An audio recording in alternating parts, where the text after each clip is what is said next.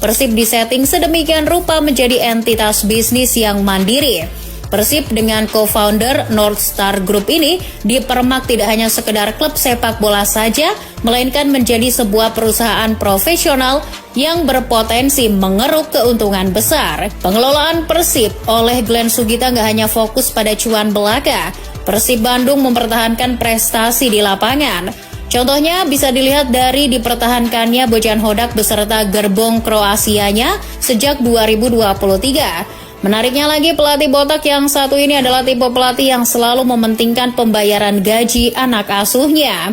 Salah satu hal yang membuat kami stabil adalah gaji selalu tepat waktu. Itu karena anggaran dikelola dengan baik. Beberapa klub memulai musim dengan gaji yang tinggi tetapi mereka tidak memiliki anggaran untuk itu dan berakhir dengan kekacauan. Selain gaji tepat waktu, tiap musimnya manajemen Persib juga selalu berinvestasi pada pemain yang tepat. Ketika mereka ditinggal amunisi penting seperti David Da Silva, Ciro Alves hingga Nick Kuipers, toh mereka dapat pemain baru yang gak kalah mentereng. Sebut saja William Barros, Tom Haye hingga Eliano Renders. Persib bahkan berani mengeluarkan uang 32 miliar rupiah di bursa transfer. Tak ayal bila nilai skuad mereka gila-gilaan. Mengutip Transfermarkt, nilai skuad Persib menyentuh 123,58 miliar rupiah. Ngeri bukan? Yang terpenting bagi mereka, semua pemain yang diinvestasikan musim ini terbukti membawa dampak yang signifikan bagi performa tim. Percuma dong beli banyak pemain tapi zong dampaknya. Di sini kita bisa melihat bahwa manajemen Maung Bandung nyatanya nggak ngasal dalam mengelola tim. Selain cuan, mereka juga tahu betul bagaimana caranya untuk tetap jadi klub juara yang berkelanjutan. Dalam pengelolaan yang baik itulah kini Persib mulai berani melangkah lebih jauh. Bukan cuma sebagai perusahaan saja, melainkan mereka sudah menyusun rencana sebagai klub yang akan melantai di bursa saham.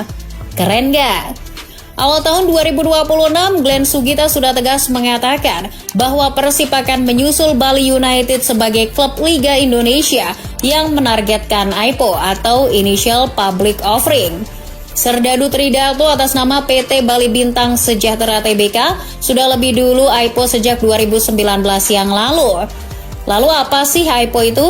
IPO adalah proses ketika sebuah perusahaan menjual sebagian sahamnya ke publik dan tercatat di Bursa Efek Indonesia. Artinya Persib resmi menjadi perusahaan terbuka dan bisa dimiliki oleh masyarakat termasuk bobotoh sekalipun. Tambahan modal besar dari dana IPO nantinya juga bisa dipakai untuk infrastruktur stadion, fasilitas latihan maupun pembinaan akademi. Selain itu, IPO juga membuat pemasukan tambahan. Artinya Maung Bandung gak hanya bergantung pada pendapatan sponsor dan tiket saja tiap musimnya. Menjadi perusahaan IPO juga menunjukkan bahwa manajemen Pangeran Biru benar-benar dikelola secara profesional dan lebih transparan. Karena keuangan Persib nantinya akan diaudit secara berkala dan dibuka secara terang benderang ke publik. Sebagai klub independen yang profesional, Persib juga terhindar dari ketergantungan pada pemerintah. Mereka nggak mau mengemis dana ke Pemda. Inilah perbedaan Persib dengan sebagian besar klub di Indonesia yang masih bergantung pada cawe-cawe Pemda. Padahal klub yang ada cawe-cawe Pemda riskan digunakan sebagai kendaraan politik belaka. Dan ujungnya nasibnya akan terpuruk seperti apa yang dialami Sriwijaya FC. Persib berbeda dengan rivalnya Persija. Macan Kemayoran musim ini benar-benar dimanjakan dengan banyaknya BUMD sebagai sponsor.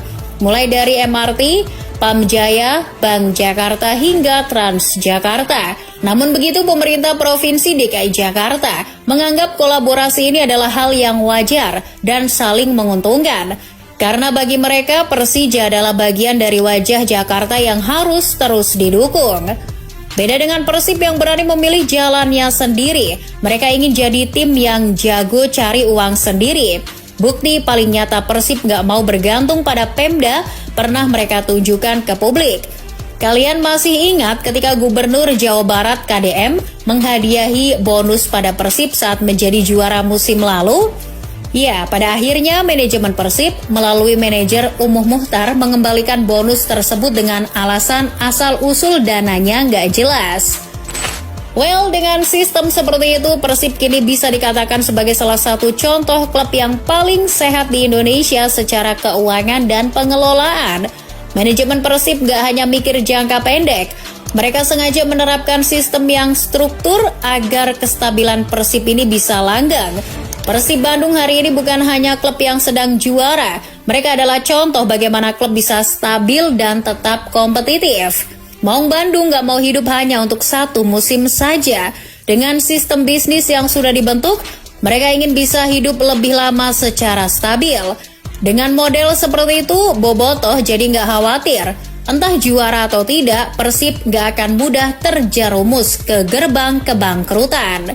Persib Bandung harusnya jadi contoh klub-klub Indonesia lainnya, bahwa di era sepak bola modern seperti sekarang ini, yang bertahan bukanlah tim yang paling berisik saat juara, tapi tim yang tahu cara bertahan hidup lebih lama di tengah tekanan berat sekalipun.